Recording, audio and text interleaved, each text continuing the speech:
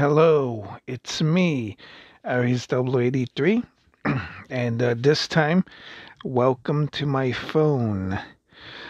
A lot of people on Facebook have asked, where do they start reading Transformers, especially the old IDW stuff.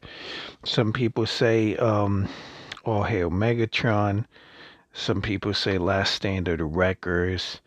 Others would say to start with the Lost Light, or the season 2 of IDW, which is when Transformers was divided into More Than Meets the Eye and Robots in Disguise. Basically, that's where I started. But my first comic that I read and I liked is Spotlight Trailcutter. This comic came with the toy, the Combiner Wars toy. No, not the Combiner Wars toy, the Thrilling 30 toy. So I'm going to go through the comic. I'm not going to read everything because it would take too long. And I think some people might be upset that I'm putting the whole thing out there. But let's just skim through it. So here we have one cover. I bought this comic on Google Play Books. There is a way to earn money, and you could redeem it, but that's going to be a video for another time. And here's another cover for Spotlight Trailcutter. Story is by James Roberts, art by Matt Frank. I don't think Matt Frank has done any more Transformers comics. He did work on Godzilla for IDW, and he's more of a kaiju guy, but his style is pretty good. It's not my favorite. I mean, I like Alex Milne, and then Andrew Griffith, then Nick Roche. It goes down, but Alex Milne, I told him once in the tweet that he's the Jim Lee of Transformers comics. He's the best. I like his art. I like Jim Lee's art too. The story so far: when the starship Lost Light left Cybertron to search for the legendary Knights of Cybertron, Trailcutter and his famous force field came along for the journey. Editor's note: this story takes place between Transformers More Than Meets the Eye, number 5 and number 6. So they're in space. Looks like there's a hole in the ship, and everyone's working together. Got to cover the hole, to repair the hole. And here we get the face that launched 1,000 memes. If you've been in the fandom as long as I have, you recognize this face. This is the face. Gets back to the ship. Rodimus, who's the captain of the Lost Light, rewards everyone with the Rodimus star. And if you probably haven't noticed yet, Tailgate, he's like the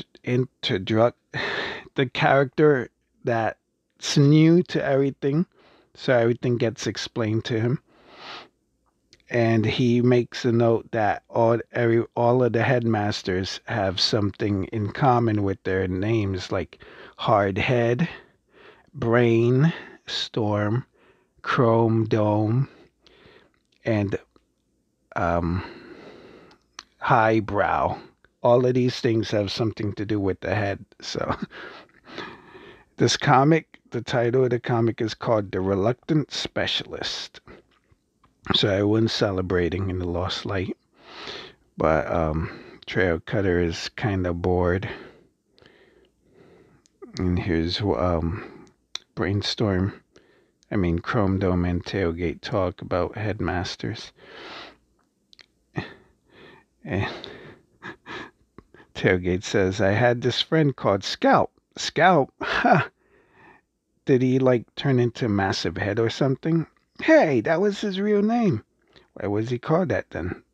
Because he turned into a massive head. And meanwhile, Trailcutter is trying to entertain himself when Whirl shows up. And the Whirl is like, are you using your force field? You were doing your force field face. It's grotesque. I do not have a force field face. You do.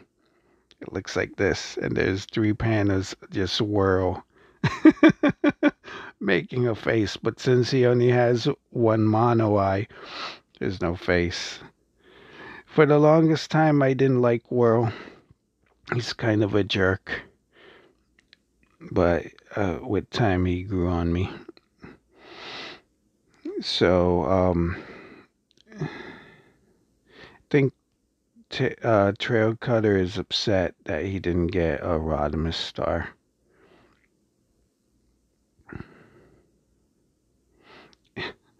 And Whirl says, "Hey, Rodimus!" Like, Trailcutter wants to talk to you.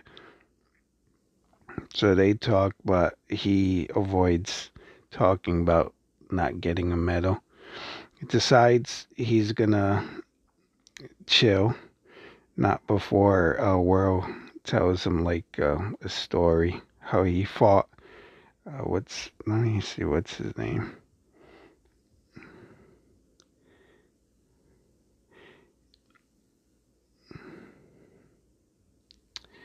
I think it's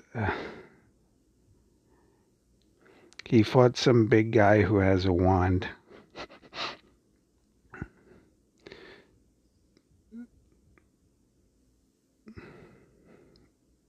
And let me see. They realize that I think they brought something on board from outside, but Trailcutter gets upset. He says, "Look, I'm gonna go to recharge." This is his alt mode in IDW. It's not great. Most of the character designs look good in robot mode, but they don't make for great alt modes. The red line should take a hint and make figures of these guys in the line. So Trailcutter decides he's going to go to sleep and charge. Then 12 hours later, he wakes up and everybody is frozen. He's like, they're not moving, not at all. At first, I think they're frozen in time. Then I think they're dead. Then I decide I don't know what's going on.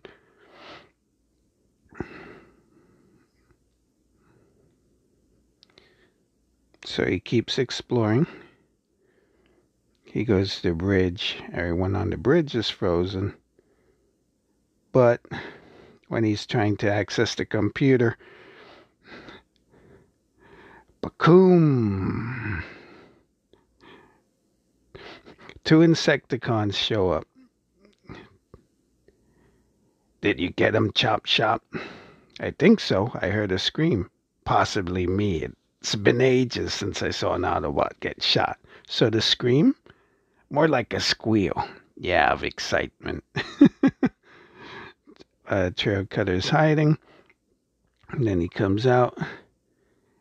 And he tries to use his force field. No, nothing. I'm just waving at them. So they start blasting, and he has to run. He does get one guy. He gets a Venom. And he goes out. They chase him.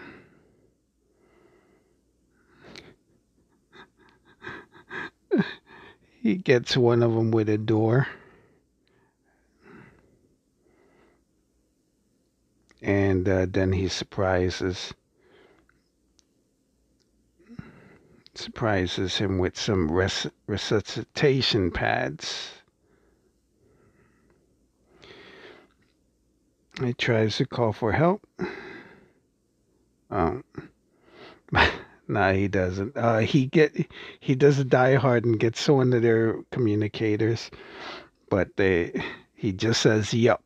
It's chop chop. Do you copy? Yep. I told you not to go wandering off. Is Venom with you? Yep. So he does a little investigating.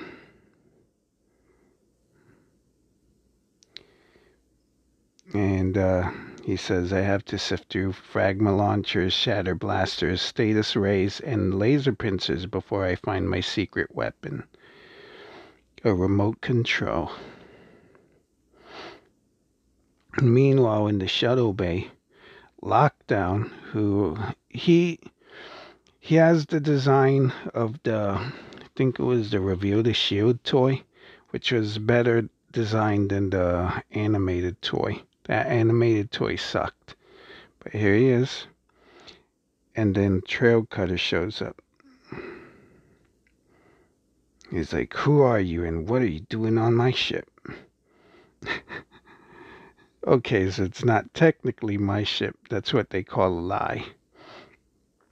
So he talks to Lockdown.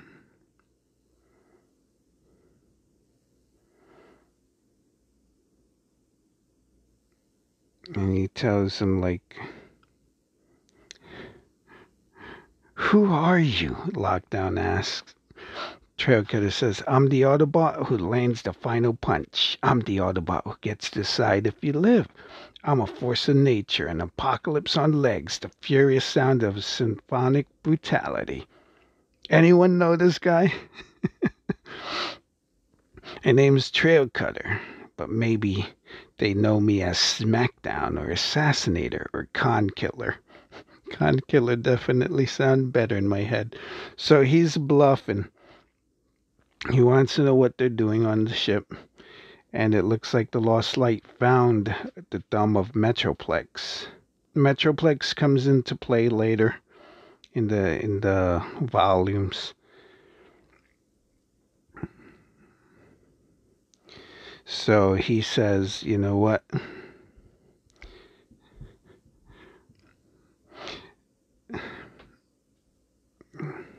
He says, I'm a force field specialist, an ambient warrior. I can manipulate the environment to my will. And I'm not just talking big bubbles. No, I could flood this room with 100 discrete force fields, all of them prodding and pulling and nudging.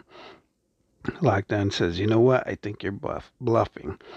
And Trailcutter says, I think you're asking for a demonstration. And happy to oblige. Lockdown goes like, what the?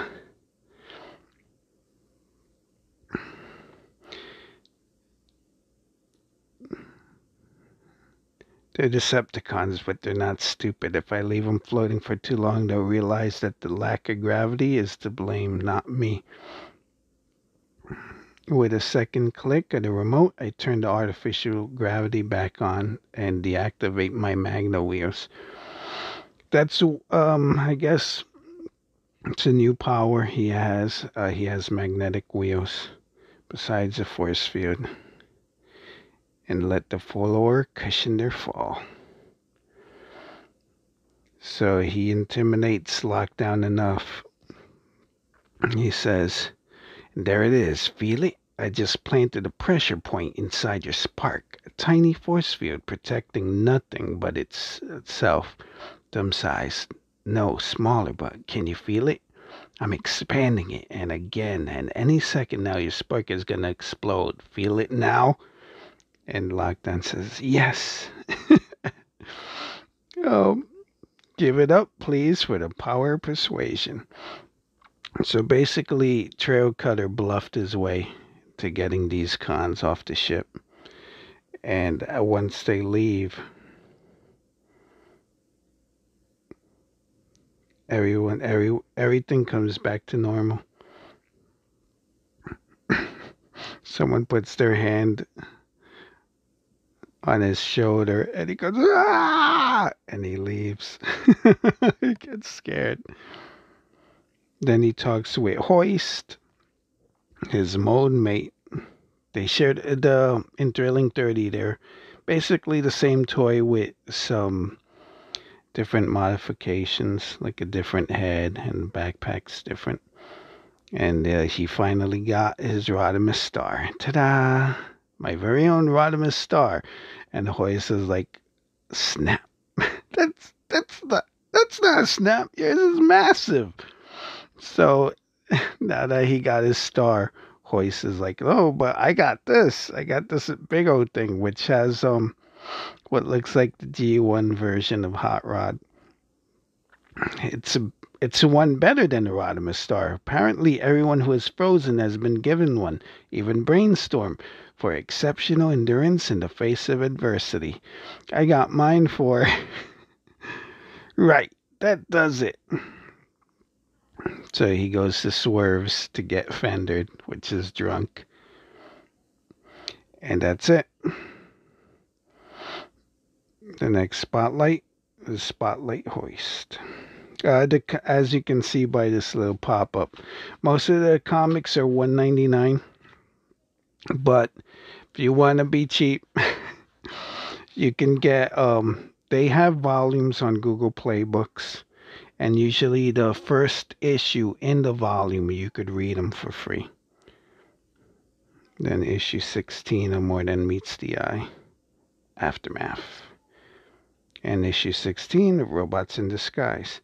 So the art on both books was great. I read Robots in Disguise until the Dark Cybertron arc came up. After that, I quit. All right, that's it.